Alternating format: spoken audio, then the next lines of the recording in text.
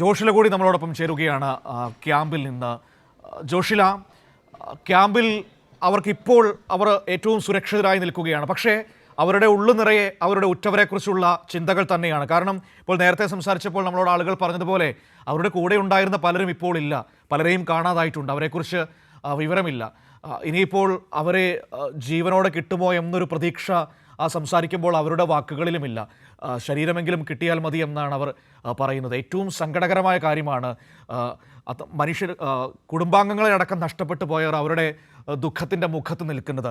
അതിലും സങ്കടകരമാണ് ഈ അടയാളങ്ങൾ നോക്കി മനുഷ്യരെ കണ്ടെത്തുക അല്ലെങ്കിൽ മൃതശരീരങ്ങൾ തിരിച്ചറിയുക എന്ന് പറയുന്ന ഏറ്റവും സങ്കടകരമായ ഒരു വസ്തുതയും അവരുടെ മുൻപിലുണ്ട് എന്നത് ഏറ്റവും സങ്കടകരമായ കാര്യം. ഒരു ദുരന്തമുഖത്തെ, അത് ഏതൊരു ദുരന്തമുഖത്തെയും ഏറ്റവും വിഷമം നൽകുന്ന കാര്യമാണ്. ഈ വെള്ളത്തുണി മാറ്റി നോക്കി തങ്ങളുടെ കൂടെയുള്ളവരായിരുന്നോ, തങ്ങളുടെ ഉറ്റവരായിരുന്നോ, ഉടയവരായിരുന്നോ, അയൽപ്പക്കക്കാരായിരുന്നോ എന്ന് തിരിച്ചറിയുക എന്ന് പറയുന്നത്, അതാണ് ആ ദുരന്തമുഖത്തിൻ്റെ ബാക്കിയാകുന്ന ഏറ്റവും സങ്കടമായ കാഴ്ചകളിൽ നിന്ന്. പക്ഷേ എങ്കിൽ പോലും ഇതിനോടെല്ലാം പൊരുത്തപ്പെട്ടുകൊണ്ട് ആ മനുഷ്യർ അതിജീവിക്കുന്നു എന്നത് ഏറെ ആശ്വാസം നൽകുന്നത് തന്നെയാണ്. ക്യാമ്പുകളിൽ ആ അതിജീവനത്തിൻ്റെ അവർ ഒരുമിച്ച് നിൽക്കുമ്പോൾ അവർ ആ ദുഃഖത്തിൻ്റെ തീവ്രത മെല്ലെ കുറയുന്നുണ്ട്, പരസ്പരം പങ്കുവച്ച് സംസാരിച്ച് മുന്നോട്ട് പോകുമ്പോൾ.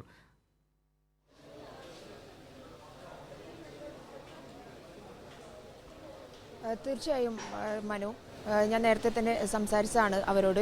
അത് ഈ 2-3 ദിവസമായി, ഇത്രയും ദിവസം കഴിയുമ്പോൾ, ഈ ഒരു ക്യാമ്പിൽ കഴിയുമ്പോൾ സമാന ദുഃഖിതർ തമ്മിൽ പങ്കുവെക്കുന്ന, സ്വന്തം നാടിനെക്കുറിച്ച് പങ്കുവെച്ചുകൊണ്ടിരിക്കുന്ന പല കാര്യങ്ങളുണ്ട്.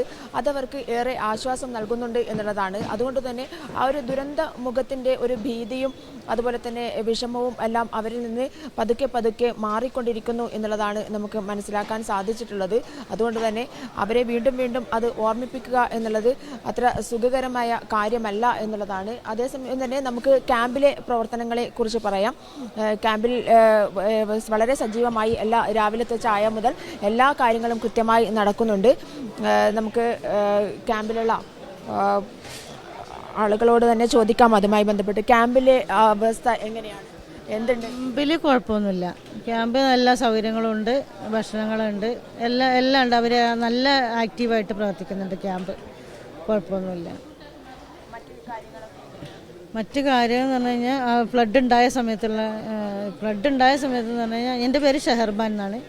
ഞാൻ ഹരിതകർമ്മസേന ഒരു അംഗം കൂടിയാണ്. എൻ്റെ വാർഡിൽ, എൻ്റെ വാർഡ് പറഞ്ഞാൽ 10ാം വാർഡ്. കാരണം ചൂരൽമല പാലത്തിൻ്റെ ഇപ്പുറം സൈഡ് മൊത്തം എൻ്റെ വാർഡാണ്.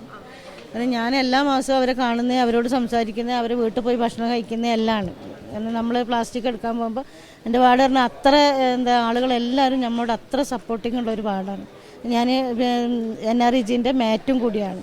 അപ്പോൾ നമുക്ക് എല്ലാവരുമായിട്ടും നല്ല കമ്പനിയാണ് എല്ലാവരുമായിട്ട്. ആ സമയത്ത് പൊട്ടുന്ന സമയത്ത് എന്ന് പറഞ്ഞു കഴിഞ്ഞാൽ നമ്മളെ വീട്ടിൽ ചെറുതായിട്ടൊരു നമ്മളെ വീടിൻ്റെ പുറകെ, നിങ്ങൾ വന്നോന്നറിയില്ല, ചുരന്മല വന്നായിരുന്നോ? നമ്മളെ ക്യാമ്പ് വണ്ടികളൊക്കെ നിർത്തിയിരുന്ന റോഡിൻ്റെ സൈഡിൽ തന്നെയാണ് നമ്മളെ വീടുള്ളത്. അവിടെ താഴെ ഒരു തോട് പോകുന്നുണ്ട്. ആ തോട് ബ്ലോക്ക് ആയിട്ടുണ്ട്. കഴിഞ്ഞ മാസം 1-ാം തീയതി ഒരു മഴ പെയ്തപ്പോൾ അതിൻ്റെ അകത്ത് എന്തോന്ന് കുടുങ്ങിയിട്ട് അത് ബ്ലോക്ക് ആയിട്ടുണ്ടായി. കാരണം എല്ലാവരും ചെയ്യുന്ന പരിപാടി എന്ന് പറഞ്ഞാൽ തോടുകളൊക്കെ അടക്കുകയാണ്. കാരണം അവരെ വീട്ടിലേക്ക് വണ്ടി പോകണം, തോട് മണ്ണിട്ട് ചെറിയൊരു ഓവൊക്കെ ഇട്ട് അതിൻ്റെ മേലെ ഒക്കെ മണ്ണൊക്കെ കൊണ്ടുപോയിട്ട് അടക്കുന്ന ഒരു പരിപാടി. അപ്പോൾ ഇത് മഴ വരുമ്പോഴാണ് നമ്മൾ അതൊക്കെ ശ്രദ്ധിക്കുക. അങ്ങനെ അതിൻ്റെ ഉള്ളിൽ എന്തോ ബ്ലോക്കായി. അന്നേ നമ്മളെ വീട്ടിൻ്റെ ഉള്ളിൽ വെള്ളം കയറി. നമ്മളെ വീട്ടിലോ തൊട്ട് താഴെയുള്ള വീട്ടിലും വെള്ളം കയറിയിട്ടുണ്ടായി. അത് കഴിഞ്ഞ് വരുന്ന പഞ്ചായത്തിൽ നിന്ന് ഇവരെല്ലാവരും വന്ന് നമുക്കത് എന്തെങ്കിലും വേണ്ട പോലെ ചെയ്യുക എന്നൊക്കെ പറഞ്ഞ് മഴ ഒന്ന് കുറയട്ടെ എന്ന് പറഞ്ഞ് നിൽക്കുന്ന സമയത്താണ് ഇപ്പം ഇങ്ങനെ ഒരു സംഭവം. ഇത് നമ്മൾ പുഞ്ചിരിമട്ടെന്ന് പൊട്ടിയിട്ടുണ്ട്. പുഴ ബ്ലോക്കായാൽ, പുഴയിൽ നിന്ന് വെള്ളം ഓവറായാൽ നമ്മളെ തോട്ടിലേക്കാണ് കയറുക. തോട്ടിലേക്ക് കയറിയിട്ടാണ് ആ ഫസ്റ്റത്തെ പാലത്തിൻ്റെ സൈഡ് ആ തോട് വരുന്നത് നമ്മളെ വീട്ടിലേക്കാണ്. അത് മൊത്തം വെള്ളം പൊന്തി. ഇങ്ങനെ അളിയനുണ്ട് കൽപ്പറ്റ, ഹസ്ബൻഡിൻ്റെ അളിയന്. പുഞ്ചിരിമട്ടത്താണ് അവരെ വീട്. അവരെ ഉമ്മയും ബാപ്പയൊക്കെ അവിടെ ആയിരുന്നു. അവരെ തലേ ദിവസം ഞങ്ങൾ പോയിട്ട് രക്ഷിച്ച് കൊണ്ടുവന്നാണ്. പിന്നെ രണ്ടാമത്തെ ഇത് 1 മണിക്ക് പൊട്ടിയപ്പോഴും അളിയൻ വിളിച്ചിട്ട് പറഞ്ഞു, വെള്ളം കയറിയിട്ടുണ്ട്, മുണ്ടക്കൈ പൊട്ടിയിട്ടുണ്ട്, ഇറങ്ങി നോക്ക് പറഞ്ഞു. അങ്ങനെ അടുക്കള ഭാഗം നമ്മൾ വാതിൽ തുറന്ന് നോക്കുമ്പോൾ വെള്ളം ഇങ്ങോട്ടേക്ക് എത്തുകയാണ്, കയറി വരികയാണ്. അതിൽ ഞാൻ ഇവരെ എല്ലാവരും വിളിച്ചിട്ട് ഞാൻ പറഞ്ഞു, എല്ലാവരും കയറിക്കോളിയും, മേലേക്ക് കയറിക്കോളിയും, പോവാൻ നമുക്ക് ഇവിടെ നിൽക്കണ്ടെന്ന് പറഞ്ഞു. ഒന്നും ശ്രദ്ധിക്കുക, നമ്മൾ ഒരു സാധനം എടുക്കുന്നില്ല, രേഖകളൊന്നും എടുക്കുന്നില്ല, ഓടുകയാണ്. ജീവനല്ലേ നമ്മളെ വലുത്. അങ്ങനെ ഓടി മേലെ കയറിയപ്പോൾ ഞാൻ കണ്ടൊരു കാഴ്ച എന്ന് പറഞ്ഞാൽ, എൻ്റെ വാർഡിലുള്ള ഒരു 10-25 പേര് അമ്മ ഉണ്ട്, പിന്നെ ചെറിയ മക്കളുണ്ട്, പിന്നെ അമ്മയും അച്ഛനും പോയവരുണ്ട്, വെള്ളത്തിൽ പോയത് കണ്ടിട്ട് വരുന്നവരുണ്ട്. ഇവരെല്ലാവരും കൂടെ ആ പാലത്തിൻ്റെ സൈഡിൽ ഇങ്ങനെ വരിവരായിട്ട് നിൽക്കുക, എന്താ ചെയ്യേണ്ടതെന്ന് അറിയാണ്ട്. കാരണം എനിക്ക് അപ്പോൾ തോന്നിയെന്ന് പറഞ്ഞാൽ അവരെ രക്ഷിക്കുക എന്നുള്ളതാണ്. കാരണം അവർ വിറക്കാണ് കിടന്നിട്ട്, ചളിയാണോ മൊത്തം, തല അടക്കം ചളിയാണ്. അവർ ആ ഒരു അരമണിക്കൂർ അവർ നിന്നാൽ അവരും ജീവൻ പോകും, ആ ഒരു അവസ്ഥയിലുള്ള. അപ്പം ഞാൻ എന്താക്കി, ഞാൻ എൻ്റെ വീട്ടിലേക്ക് കൊണ്ടുപോയി ഇവരെ. കരണ്ടും ഇല്ല, വെളിച്ചമൊന്നുമില്ല. അന്ന് എന്തൊരു മഴ പെയ്താലും അപ്പം കരണ്ട് പോകും. അവിടുത്തെ ഒരു അവസ്ഥ അതാ. ഒരു മഴത്തുള്ളി കമ്പിൻ്റെ മേലെ വീണാൽ കരണ്ട് പോകും. പിന്നെ അത് കെട്ടി റെഡിയാക്കി വരണമെന്നുണ്ടെങ്കിൽ ഒരു എന്തായാലും പിറ്റേ ദിവസം അല്ലെങ്കിൽ അതിൻ്റെ പിറ്റേ ദിവസമൊക്കെ എടുക്കും. അങ്ങനെയാണ് KCBൻ്റെ ഒരു പരിപാടി. അവരെന്നാൽ എൻ്റെ വീട്ടിലേക്ക് നിർത്തി, ഞാൻ വീട്ടിൽ നിന്ന് ഡ്രസ്സ് കാര്യങ്ങളൊക്കെ കൊടുത്ത് അവരെ കുളിപ്പിച്ച് അവരെ തണുപ്പ് ചൂടുള്ള വെള്ളമൊക്കെ ഉണ്ടാക്കി കൊടുത്ത്. എനിക്ക് മരുമോൾ വീട്ടിൻ്റെ ചുറ്റും വെള്ളം കെട്ടി നിൽക്കുകയാണ്. വീടിന് ഒന്നും പറ്റിയിട്ടില്ല, വീടിൻ്റെ ചുറ്റും വെള്ളം കെട്ടി. ഫസ്റ്റ് ദിവസം തന്നെ വന്നു. കുഴപ്പമില്ല, കാരണം ഞങ്ങൾ ഹരിതകർമ്മസേനക്കാർ ഞങ്ങൾ 44 പേരുണ്ട് മേപ്പാടി പഞ്ചായത്തിൽ. പിന്നെ അവരെല്ലാവരും ഉണ്ട് ഇവിടെ സജീവമായി. എനിക്ക് ചെയ്യണമെന്നുണ്ട്, പക്ഷെ എൻ്റെ മനസ്സ് കാരണം മൊത്തം മരവിച്ച് കിടക്കുന്നതിനെ കൊണ്ട് എനിക്ക് ആ പ്രവൃത്തി ചെയ്യാൻ, ഞാൻ ഫസ്റ്റ് ദിവസം അവരെ കൂടെ ചെറുതായിട്ടൊന്ന് നിന്ന് കൊടുത്തു. പക്ഷേ എനിക്ക് ചെയ്യാനുള്ളൊരു മാനസികാവസ്ഥയിലല്ല ഞാൻ, അതുകൊണ്ടാണ്. മനു, ഇതാണ് അവിടെയുള്ളവർ പോലും ഇവിടെ വന്ന് സാമൂഹിക സേവനമൊക്കെ ചെയ്തുകൊണ്ടിരിക്കുകയാണ്. ക്യാമ്പിൽ സജീവമാണ്.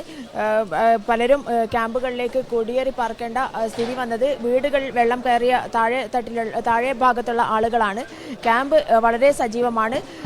രാവിലെ തന്നെ എല്ലാവരും ഈ പ്രവർത്തനങ്ങൾ നടത്തിക്കൊണ്ടിരിക്കുകയാണ്.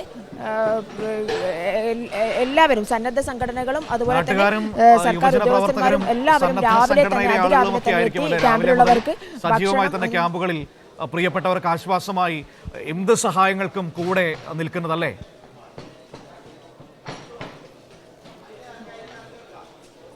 തീർച്ചയായും എല്ലാ സന്നദ്ധ സംഘടനകളും ഇന്നലെ തന്നെ എല്ലാവരും ഇവിടെ ഉണ്ടായിരുന്നു. രാത്രി ഏകദേശം നേരം പുലരും വരെ ഇവിടെ ഉണ്ടായിരുന്ന സന്നദ്ധ പ്രവർത്തകരും സംഘടനാ പ്രവർത്തകരും ഒക്കെ തന്നെയാണ് ഇന്ന് രാവിലെയും ഇവിടെ അതിരാവിലെ തന്നെ എത്തി വീണ്ടും ഈ പ്രവർത്തനങ്ങളിലൊക്കെ മുഴുകുന്നത്. ഇവർ ഇത്തരത്തിൽ നിരന്തരം എണ്ണയിട്ട യന്ത്രങ്ങളെ പോലെ കറങ്ങാൻ തുടങ്ങിയിട്ട് 3 ദിവസത്തിലേറെയായി എന്നുള്ളതാണ്. അത് വലിയൊരു കാര്യമാണ്. അതായത് മറ്റൊന്നും ചിന്തിക്കാതെ ഇവർക്ക് വേണ്ടി മാത്രം എല്ലാ പ്രവർത്തനങ്ങളും മാറ്റിവെച്ച് എത്തുന്നവർ, അത് കേരളത്തിൽ ഒരുപക്ഷെ കേരളത്തിൽ മാത്രം കാണുന്ന കാഴ്ചയായിരിക്കും. അതുപോലെ തന്നെ ദൂരങ്ങൾ താണ്ടി ഇവിടെ എത്തുന്ന വാഹനങ്ങൾ, അതിൽ നിറയെ വരുന്ന ആഹാര സാധനങ്ങളും വസ്ത്രങ്ങളും ഒക്കെ തന്നെ അത് ഇവർക്ക് ഏറെ ആശ്വാസം പകരുന്ന കാര്യം കൂടിയാണ്. അതായത് കേരളം ഞങ്ങളോടൊപ്പം ഉണ്ട്. കേരളത്തിൽ നിന്ന് മാത്രമല്ല, തമിഴ്നാട്ടിൽ നിന്ന് പോലും ഇന്നലെ വൈകുന്നേരത്തോടുകൂടി ഭക്ഷണ സാധനങ്ങളും മറ്റ് വസ്ത്രങ്ങളും ഒക്കെ എത്തുന്ന സ്ഥിതിയുണ്ടായി. അതൊക്കെ തന്നെ, അതായത് കേരളത്തിന് അപ്പുറത്തുള്ള മലയാളി മനസ്സായാലും അല്ലെങ്കിൽ മറ്റുള്ളവർ ആയാലും കേരളത്തിനപ്പുറമുള്ള ഭാഷയ്ക്ക് അതീതമായി കേരളത്തെ സ്നേഹിക്കുന്ന, കേരളത്തിലെ ജനങ്ങളെ സ്നേഹിക്കുന്ന ആളുകളുണ്ട്. മനുഷ്യത്വമാണ് ഏറ്റവും പ്രധാനം എന്ന് തെളിയിക്കുന്ന രീതിയിലുള്ള അനുഭവങ്ങൾ അവർക്കുണ്ടായിട്ടുണ്ട്. അവരൊക്കെ തന്നെ ഇവർക്ക് കൈത്താങ്ങായി ഉണ്ട് എന്നുള്ളതാണ്. മനു, ഇവിടെ ഭക്ഷണത്തിനുള്ള സമയമായിരിക്കാണ്, അതായത് ബ്രേക്ക്ഫാസ്റ്റിനുള്ള സമയമായിരിക്കാണ്. ഇവിടെ നിന്ന് മാധ്യമപ്രവർത്തകർ മാറിക്കൊടുക്കേണ്ടതുണ്ട് എന്നുള്ള അനൗൺസ്മെന്റ് അടക്കം വന്നു കഴിഞ്ഞു. ഏറ്റവും മര്യാദയുടെ ഒരു ഭാഗമാണ് ജോഷില. കാരണം അവർ ഭക്ഷണം കഴിക്കാൻ പോകുന്ന സമയമാണ്. നമ്മൾ അതിനിടയിൽ ഒരിക്കലും ഒരു തടസ്സമാകരുത്. ഭക്ഷണം കഴിക്കുന്ന സമയത്ത് മാത്രമല്ല, അവരുടെ ഒരു കാര്യത്തിനും നമ്മൾ കാരണം, കൈരളി ന്യൂസ് കാരണം ഒരു തടസ്സമുണ്ടാകരുത്. ഒരു വാക്കുകൊണ്ടോ ഒരു ചെറിയ നിഴൽവെട്ടം കൊണ്ടോ പോലും നമ്മൾ ആ മനുഷ്യരെ മുറിപ്പെടുത്തരുത് എന്നാണ്